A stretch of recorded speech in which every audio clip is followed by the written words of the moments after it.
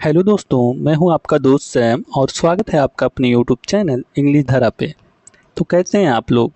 उम्मीद है कि अच्छे ही होंगे। दोस्तों, आज इस वीडियो में हम देखने वाले हैं कुछ सिलेक्टेड सेंटेंसेस, शॉर्ट सेंटेंसेस जिसका हम काफ़ी यूज करते हैं अपनी डेली लाइफ में। ठीक है, और साथ ही साथ उसे जानेंगे कैसे यूज करते हैं और कब यूज करते हैं। चलिए आइए देखते हैं। तुम दोनों, both of you. Both of you, तुम दोनों। बोथ ऑफ यू, हम दोनों। बोथ ऑफ अस, हम दोनों। बोथ ऑफ अस, वे दोनों या वो दोनों। Both of them, both of them. तुम सब, all of you. All of you, तुम सब। हम सब, ऑल ऑफ अस। हम सब, ऑल ऑफ अस। वो सब या वे सब। All of them, all of them, वे सब। Want to be noted my lord। यहाँ नोट करने वाली बात यह है कि बोथ का यूज हम दो लोगों के लिए करेंगे और जब दो से अधिक लोग होंगे तो वहाँ पे ऑल ऑफ का यूज करेंगे। ठीक है, और इनका प्रयोग हम पॉजिटिव सेंटेंस में ही करते हैं। बोथ का यूज और ऑल का यूज हम पॉजिटिव सेंटेंस में ही करेंगे। बोथ का यूज हम दो लोगों के लिए करेंगे और ऑल का यूज जब दो से अधिक लोग होंगे। एग्जाम्पल से समझते हैं। वे दोनों सही हैं। Both of them are correct. Both of them are correct. वे दोनों सही हैं। Both of them are corrected. यहाँ दो लोगों की बात हो रही है इसलिए यहाँ बोथ का। अब देखिए, वे सब सही हैं। यहाँ कई लोगों की बात हो रही है। वे सब सही है। All of them are corrected. All of them are correct. वे सब सही हैं। और एग्जाम्पल देखते हैं। मेरे माता पिता दोनों शिक्षक हैं। Both my parents are teachers. Both my parents are teachers. मेरे माता पिता दोनों शिक्षक हैं। उसे कॉफ़ी और चाय दोनों पसंद है। She likes both coffee and tea. यहाँ दो मटेरियल के बीच में बात हो रही, कॉफ़ी और चाय, तो यहाँ बोथ का यूज होगा। She likes both coffee and tea. क्या दोनों विकल्प उपलब्ध हैं? यहाँ भी बोथ का यूज होगा। क्या दोनों विकल्प उपलब्ध हैं? और बोथ ऑप्शंस अवेलेबल। क्या दोनों विकल्प उपलब्ध हैं और बोथ ऑप्शंस अवेलेबल। सभी लाइटें जल रही थी। यहाँ देखिए कई लाइटों की बात हो रही है तो यहाँ ऑल का यूज होगा। All the lights were on. All the lights were on. सभी लाइटें जल रही थी। क्या सभी मेहमान आ गए? Did all the guests arrive? Did all the guests arrive? तुम दोनों में से कोई नहीं। Neither of you. Neither of you. हम दोनों में से कोई नहीं। Neither of us. Neither of us. उन दोनों में से कोई नहीं। Neither of them. Neither of them. उन दोनों में से कोई नहीं। तुम सब में से कोई नहीं। None of you. None of you. तुम दोनों में से कोई नहीं। हम सब में से कोई नहीं। None of us. None of us. उन सब में से कोई नहीं। None of them. None of them. उन सब में से कोई नहीं। अब यहाँ नोट करने वाली बात यह है, नीदर का यूज हम दो लोगों के लिए करेंगे और नन का यूज हम दो से अधिक लोगों के लिए निगेटिव सेंटेंस में करेंगे। नीदर और नन का यूज हमेशा निगेटिव सेंटेंस में ही करेंगे। नीदर का यूज दो लोगों के लिए होगा और नन का यूज हम दो से अधिक लोगों के लिए करेंगे। एग्जाम्पल से समझते हैं। आइए। तुम दोनों में से कोई नहीं जाएगा। नीदर ऑफ यू विल गो। तुम दोनों में से दो लोगों की बात हो रही है, यहाँ नीदर का यूज होगा। तुम दोनों में से कोई नहीं जाएगा। नीदर ऑफ यू विल गो। तुम सब में से कोई नहीं जाएगा। यहाँ सब की बात हो रही, कई लोगों की बात हो रही है, यहाँ नन का यूज होगा। देखिए, तुम सब में से कोई नहीं जाएगा। नन ऑफ यू विल गो।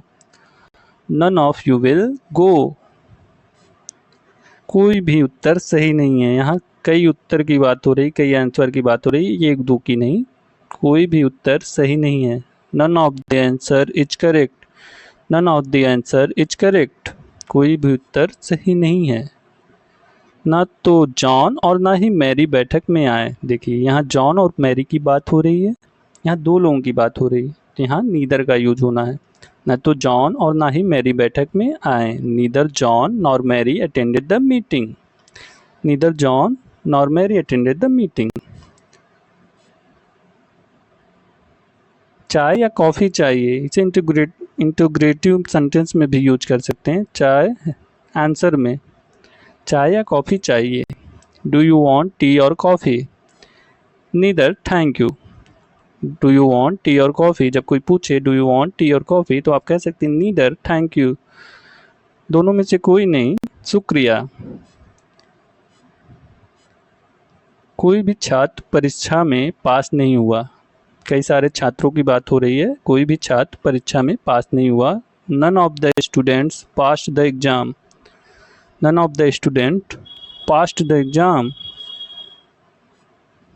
सलाह में से कोई भी सहायक नहीं था। सलाह में से कोई भी सहायक नहीं था। None of the advice was helpful. None of the advice was helpful. उनमें से कोई भी अभी तक नहीं आया है। उनमें से कोई भी अभी तक नहीं आया है।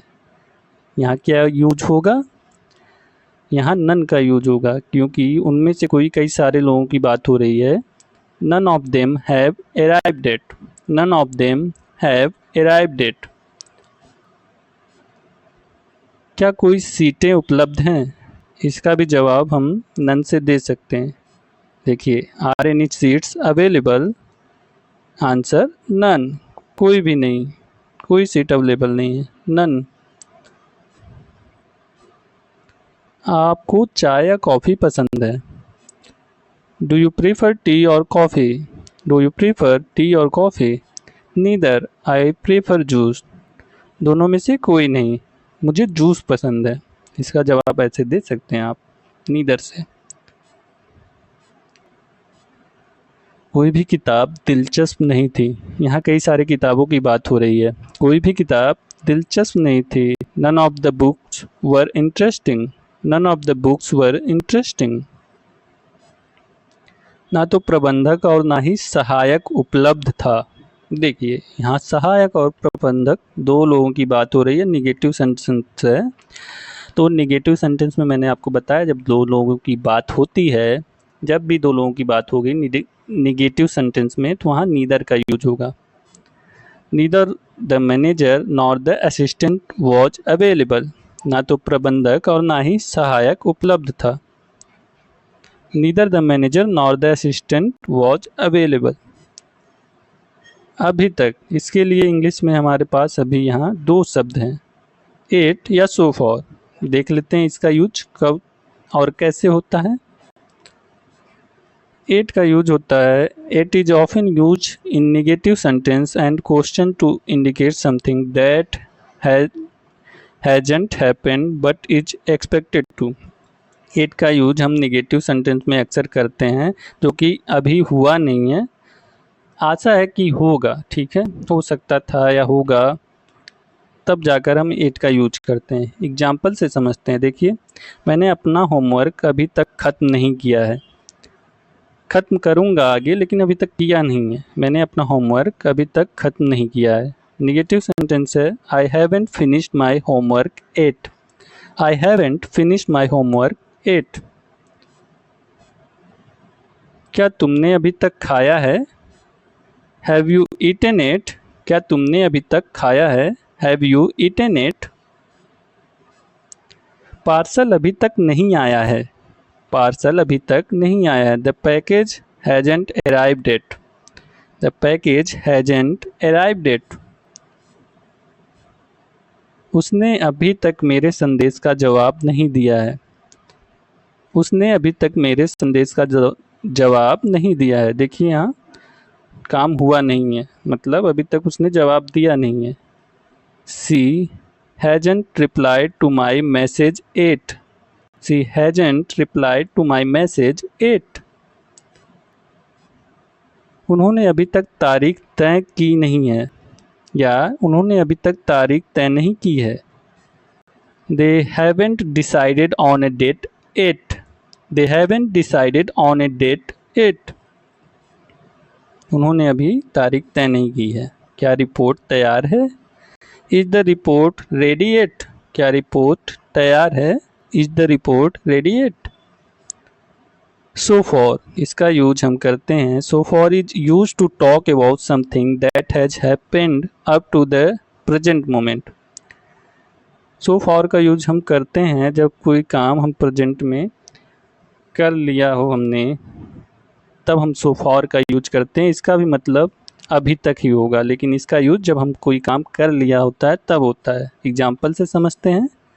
अभी तक मैंने किताब के 3 अध्याय पढ़े हैं। देखिए यहाँ पढ़ लिया है ना हमने, उसके लिए यहाँ सो फॉर का यूज होगा। अभी तक मैंने किताब के 3 अध्याय पढ़े हैं।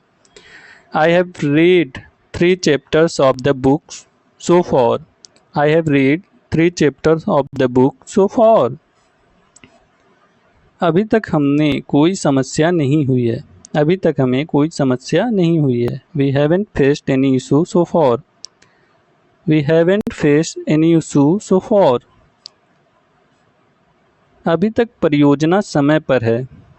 The project is on schedule so far. The project is on schedule so far. अभी तक हमें काफ़ी पैसा बचाया है।